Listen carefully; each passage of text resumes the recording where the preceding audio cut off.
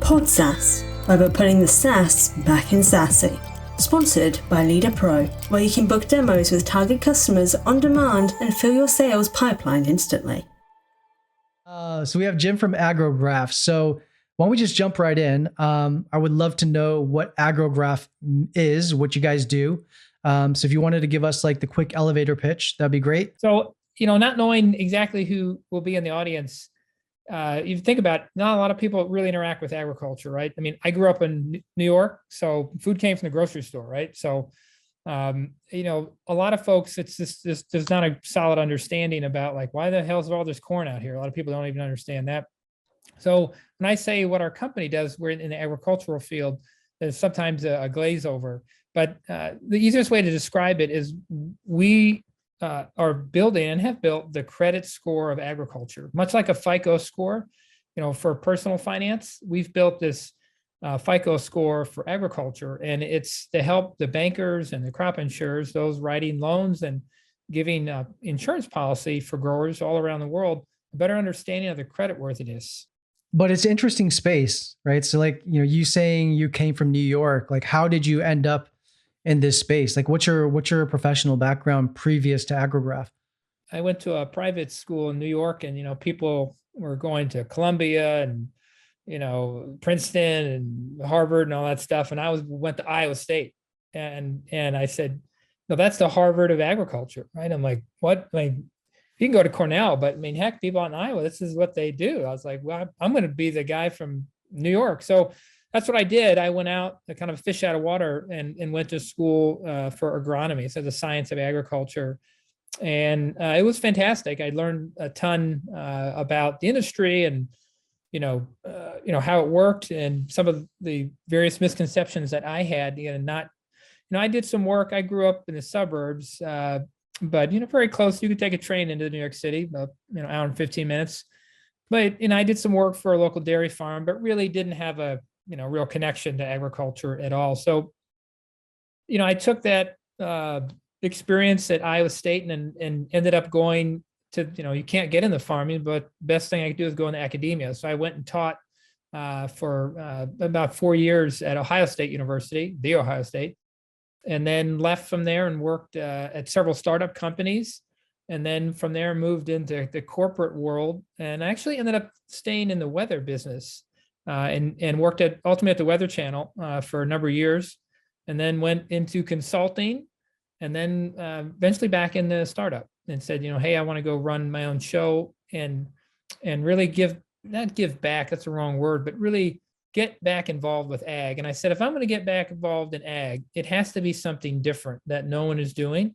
And that's really that really hasn't been addressed. And what we're doing at Agrograph, addressing risk-based pricing for the insurers and bankers, it isn't the sexy place most folks start at. It's not the Silicon Valley approach to ag. It's really more farmer-based. So how did you end up on this idea for, kind of like a FICO score for agriculture? I mean, I get it. Like, I understand it. I can see where the value is. And, but yeah, how did do you have did you work at a bank, or have you had experience where, you were in ag lending and you saw this as a real problem, or, how did you discover this pain point that you guys are solving for? A couple of things. I mean, most immediately, I was consulting prior to starting Agrograph, and I did that for, nearly 5 years in the property and casualty insurance business. And I did a lot of innovation projects, but the one project that I led that ultimately became a successful entity that's running in production at one of the top 10 insurance companies it was a risk management platform. And that risk management platform it really helped this company to understand the impact of claims. And it started off with a weather-based focus, saying, what if I could tell you minutes and hours and days before an event happened, potential impact of that event? What if I could tell you minutes and hours and days after the event, the actual impact of that event? What would you do? How would you think differently? And they're like, oh my goodness, I would totally change what I would do. And I said, great, well, all that data is available to you today. You're just not using it. So how can we apply that to understand what's the total insured value when this hailstorm comes through? How many homes are impacted? How many businesses are impacted? How do I increase the speed, the efficiency of closing claims? Because insurance companies ultimately want to make claims as seamless as possible. And those are customers, they want to serve them. So when we started Agrograph, we actually started out with a fairly novel idea of yield model and yield prediction, which we still do. But it turns out that that's only one part of the story. It's really saying, how do I translate that yield? And if you think of yield like a stock, right? There's some stock, they've all started 20 and 10 years later, they end up at 30, right? But some stocks go from 20 to 2 to 5 to 10 and they get to 30, and other stocks go from 20 to 22, 23. When you see a lot of volatility, some years you don't get paid, right? So I said, how can I take this idea of matching price to risk and do this for ag? Because nobody's doing it. Nobody's really looking at it that way. That's very traditional. It's very old school, the way risk is done. They don't put metrics to it. It's a lot of baling wire and duct tape, if you want to use the ag expression. So to me, that's how we got involved in this kind of agri-finance. And how did you guys get this off the ground? I know you have a co-founder, and I don't know if there's other founders on this as part of your team, but did you guys bootstrap it in the very beginning? Did you take some of your consulting business and realize that and turn that into immediate revenue for you guys? Or how was that? How did the actual coming of the business part of it together logistically? What is that origin story, and how did that happen? My co-founder and I met each other at our kid's birthday party. And we're sitting there watching our kids and saying, "You do what?" And I was like, we should talk. And he's, one of the world-renowned experts in remote sensing and crop modeling. Have to be in my backyard, and he's from Turkey, so he brings the deep domain knowledge of science and modeling, and then has worked all around the world with his university job, and being from Turkey, spent a lot of time all around Europe and Asia. So I said, well, if we could go, much like when I was in the weather business, back when I started the weather business, for folks listening in, like if I say, if you could put weather on a phone, my God, that's amazing. And that's when I was involved in the weather business, was right when the iPhone came out, or just a little bit prior to it. I was like, if you can do that, my goodness, that's amazing. Nobody has weather on the phone. And with Mutlu, I said, if we can take this yield data and do any field, any crop, anywhere in the world, oh, that's amazing. Let's do that. And that's how we started. We actually approached insurance companies right from the get-go, because I was like, I know they understand risk. There's an old saying that says uncertainty can never be known, but risk can be priced, right? So if you can understand the risk, you can put a price on it. And the same, in the stock market. So I said, let's figure out how to understand risk in agriculture. And if we can do that, we can build a business. I know it, because I know that's how that business is built. And that's where we started. And it took us a couple of years to kind of get to the spot where we are today. Being a 3-time founder, I know kind of like how that experience is to get something off the ground and getting to your first handful of customers, right? Like that, it's a very nerve-wracking process until you kind of get like that initial revenue through the door. Walk me through, I guess, some of your biggest, I guess, hurdles, or like, biggest wins or losses, and that feeling, during that initial phase of like just starting, because it's a big risk, right? Obviously, being an entrepreneur takes an incredible amount of like, analysis of like a gut check of like, what risk are you willing to take? And, and you don't know what the outcome's actually going to be. And so it's like, yeah, I would love to know kind of like what were some of those war stories that you and your co-founder went through in the very beginning? We got our seed money right in the beginning, though. We started the company in 2016. We got our seed round in 2018. I quit my job as a consultant. And as you know, if you've ever worked in consulting, it's a pretty good gig if you can keep your clients up. So to go from, making money to not getting a paycheck was kind of a rough go. You need to have a good partner at home to help. So, yep, that's always, and I'll talk about that maybe one of the questions later if we get to it. But, one thing I've, having worked in innovation in corporate America and consulting and now startups, one thing that has never scared me is the execution side. Like, if I get an idea, I'm usually pretty sure I can go do it, or I wouldn't do it. So, but life always throws you curveballs, right? So you never really know. But from what I understood from the industry, I said, no one's really doing this today. And what they are doing, they're not doing it well. I think we stand a good shot. And you can raise a bunch of money, but if you don't know what you're doing, you're just going to spend that money. I said, I want to first build a business and make $500,000. If I can't do that, I don't have a business. I just have an idea. I'm spending somebody's money. Great insight. I also have another question here about, as when you're going as an early founder, you tend to wear a lot of hats, right? Like, and I'm just curious as to like, what is one of the hats that you've worn that you never expected to, that you actually found enjoyable? And then maybe one that you haven't found so enjoyable. There's very few hats that I've had to wear that I wasn't anticipating I'd have to wear. And I've been on both sides of the table. I didn't, given my background, I've invested in private equity, long before I ever started a company, and worked with one of the big, not the big, but it was for Wisconsin, a larger fund, and knew the fund owner, and we talked quite a bit. So I'd call Tuesdays with Maury. I would meet him and have coffee and ask him questions. So I kind of knew what I was getting myself into. And so to me, there hasn't been a lot of surprises where, I haven't heard that before, or like, hey, if you're not cutting it as a CEO, you're done. Like, we'll just replace you. Like that's kind of the hardest thing of like knowing that the graveyards are filled with indispensable people, right? So to know that you still have to do your job, you have to execute. And I said, oh, I can do that. So there hasn't been a lot of big surprises. I think, some of the most, unknowns, the thing I've been least prepared for is getting paid. The thing that blows me away, I'm like, even in Fortune 500 companies, you submit an invoice and they'll forget about it. Oh yeah, it's an accounts payable. I'm like, yeah, it says due in 10 days. Like, oh yeah, we didn't see that. I'm like, you didn't see that. Like, you always have to follow up no matter the size of the company.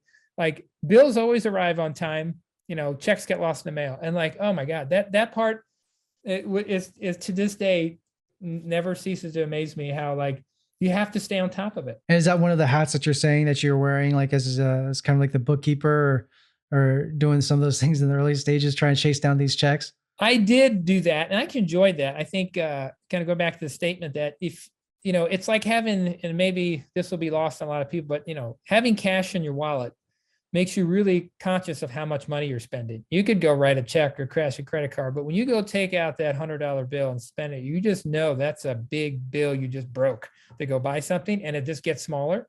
I think staying in touch the money has been very therapeutic for me. The marketing side has been the side I've always been least comfortable in. I'm very clear with our team that that's not the area that I'm the best in the world at, that I need, I need help on that. I need somebody to, I have opinions and thoughts. They're not always right. I have no monopoly on good ideas, but I need somebody to own that and report and own that strategy. We have a couple of really good folks at our company. We'd like to add some more, but that part has been one that I know I'm not good at, and I know what's real important, and we need to work on that. And those are things that, we just have to improve upon, and we will as we grow the company. But that's probably. Yeah. I'd love to like also touch upon, I think, a little bit, some of the things, again, personality that it takes to go out and start your own thing. It seems like, as a consultant, you get a little bit of that experience, right? You have to build your own book of clients and, go chase after that. And you are wearing a lot of hats as a consultant. I've been there. I know that. So I think that kind of preps you for it. But I think, before you even get to there, you said that you had a background, doing, working in corporate before, and then before you got into like startups and fully as a founder and all that kind of stuff. So, what intrigued you about the world of startups, and what really pushed you to kind of like leave what is, to a certain level of comfortability in the corporate world where, the check is coming on X date, and, it's hitting your account, and you can, predict and project what your cash flow is going to look like, save, and do that whole gamut of like, just having a very comfortable, steady life. Right. You're probably much better equipped to answer this, having been at the leader chair many times. I've been near to the leader chair many times. I would say the quick answer to that question is you got to have a chip on your shoulder. and it doesn't have to be a bad chip, but I was not a a boxer or fighter, but many of those folks, when you hear their story, there's something that drove them to do that, right? That kind of drove them because as I kid around in the insurance world, I said there's two careers: drug dealers and insurers, that never grow up saying, I want to be a drug dealer when I grow up, right? You just I want to be in insurance when I grow up. Yeah, nobody says that when they're a kid, right? But once they get into it, they're like, wow, I have a pretty stable income. I've got people that really depend on me, and I can make a lot of money if I stick with it and keep my head, right? So for me, the more I worked in consulting and innovation, the more confident I became to say, I can do this. Oh my God, that's not hard. I can totally do that. I should go do that. And the chip for me is to I've been at several startups, and one of the three of them, one of them still going, and there's an Agrograph. The other two they failed. When one of them got rebought up, refinanced, failed again, and then somebody bought the technology a year later, but essentially didn't go. And the chip for me is to be able to build a company and a successful company and grow that, and then eventually find that exit and that kind of starting from 0 to 1. And that has been a big driver for me of that. I would say that pin on your lapel, that you've built a company. It's a hard thing to do. I'm not a Facebook guy. I don't do Facebook or Twitter. I'm on LinkedIn, but I don't do the other ones. But you look back and you look at Zuckerberg, like, man, I'm in my mid 40s, like to have your stuff together in your 20s, to be able to grow a company up and then take it public and still be there. That's rarefied air. It takes a special person, to do that. Most people at that age don't know what the hell they're doing, right? And you read like even Bill Gates, like he was a jerk, man. Like Steve Jobs, like he wasn't a good person either, but he's very successful, right? And I think as you get into startups, in my opinion, as you're older and you have a bit more range, right? Like the book by David Epstein, like you've first get lots of experiences, lots of different things, find out what you're good at, what you're not good at, have a couple of failures, right? And then go specialize. Because at that point, you've really been around the block, and you kind of know what you know, and you know how to handle yourself, and you know how to be a professional, when to talk, when to keep your mouth shut. So to me, that's why I felt like I was ready at this point. I'm like, I can wait longer, but there's, I like old watches and old cars. And I tell you what, when you buy an old car, you're buying someone else's problem. And there's never a good time to buy a car. Never. There's always something else you should be spending your money on or should be doing on a weekend, but instead you're dicking around with that car. And that's 100% right. Sometimes you get lucky and the car's worth something over time, but most of the time you just get a great experience every time you get behind a wheel. So we touched upon this a little bit before, a little bit earlier, and said might get to this, and maybe now we can get to this, which is, I think going into this also in the later stages of your life too, it is a bit of a risk, and I think that's the trade-off, right? It's like in your 20s, you don't have a lot to risk. And again, I agree, it's rarefied air that you know exactly what you want to do with your life, and that's the path that you take, right? It's like to me, like those young entrepreneurs like a Zuckerberg, for example, are like, the Tiger Woods of the world, or like the the Michael Jordans, where they've, knew at a very young age that that's what they wanted to do. They were coding, or, they were playing ball and practicing, from 4 years old, 5 years old kind of deal.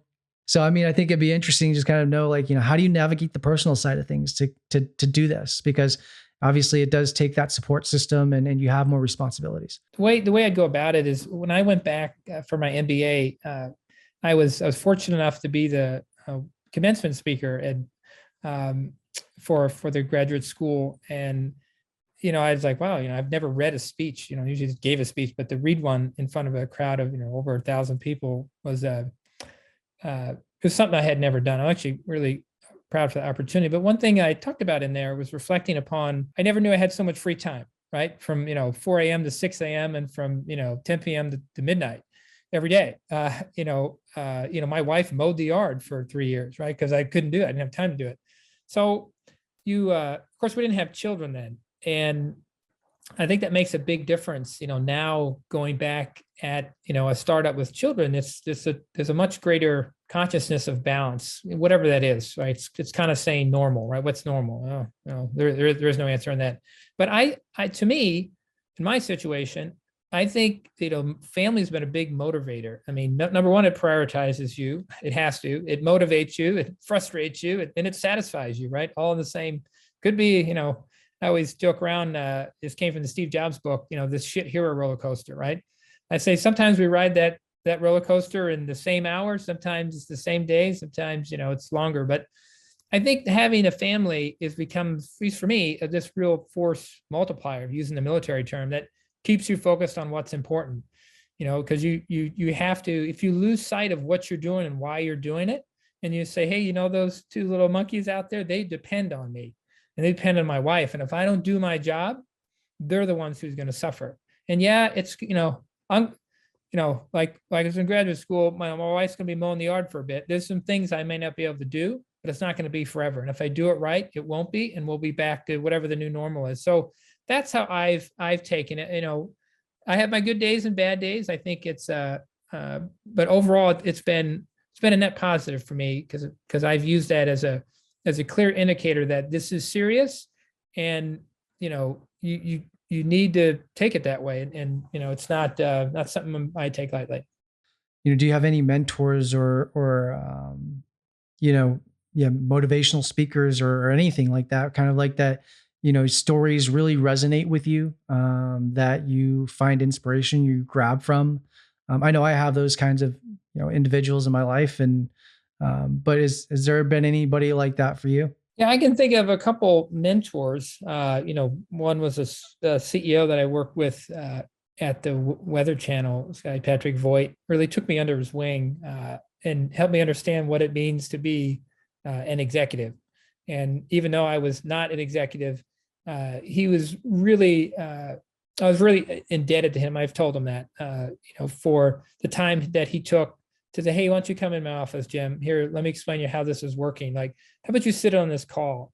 So he's, I'm, forever grateful for his inspiration as an executive, for me in my development. In terms of, somebody to aspire to be, I think it's harder to find a safe bet here socially or politically, it's like, but I think at the moment now, I'm most proud of Stephen Simon from the U.S. Women's and Tennis Association, and the stance that he took on the disappearance, and I'll probably butcher it, of Peng Shui. In this world today of like shallow morals and weak stances, I mean, he took a bold move, right? To not just support the sport, but, human rights and women's rights and abuse. And, having more leaders that are willing to take principled stances rather than kowtow to the social political whims takes a special person. And I know, hats off to him and the decisions made. It will affect his industry and association negatively. Like, there's going to be a hit for that. It's going to come. But I've been, from what I've seen and read, I've been really, really proud and say that's something, if I'm in this position, I hope I would have taken a similar stance as he did, because there will be consequences. So pretty much wrapping up around here. I think we're pretty good in terms of like time and everything, but would love for you to kind of just have one more chance to kind of like, share what it is that you guys do. Who would this make a lot of sense for? If those people are out there listening to this, where could they find value in Agrograph, and who are they that would find value in this?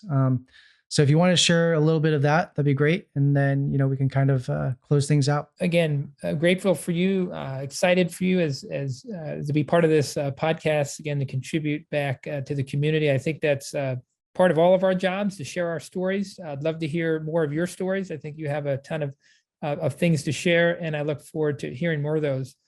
With an opportunity to talk about Agrograph for those who may be listening.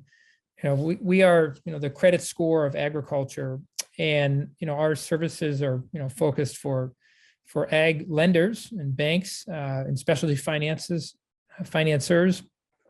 and then those in the insurance industry, whether reinsurance or crop insurance. And, the type of data we provide is, helping those companies in agriculture put price to risk.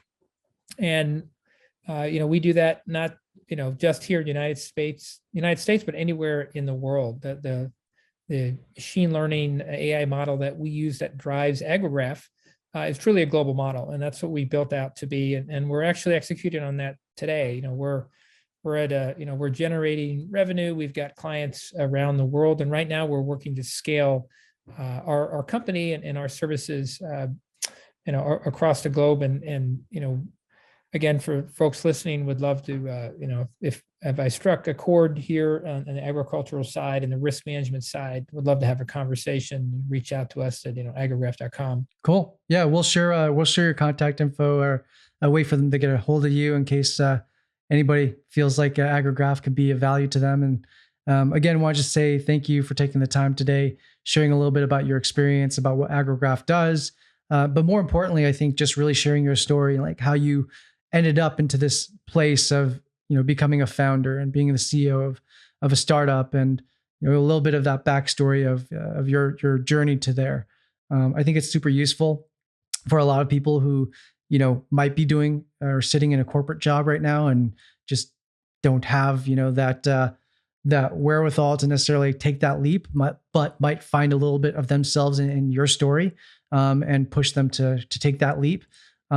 Because I think, the world needs a lot more innovators and needs a lot more leaders and people who are willing to take chances to push the envelope. So if you have a great idea out there, I think sometimes you just need a little bit of a kick in the butt to just get you over that hump. So thanks again for sharing that story, and talk to you soon. Sounds great. Thanks, Chris. All right. Thanks, Jim.